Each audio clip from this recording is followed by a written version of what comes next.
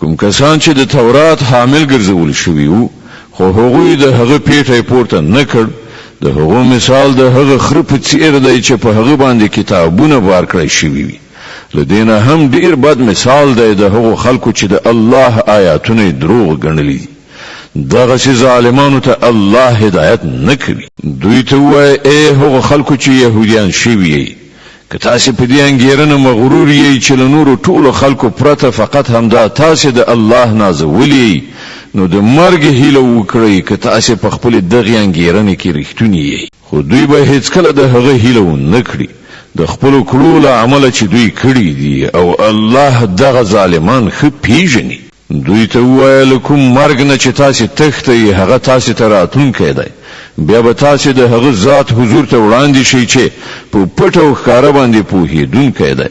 او هغه به تاسو ته وښیي چې تاسو څه کول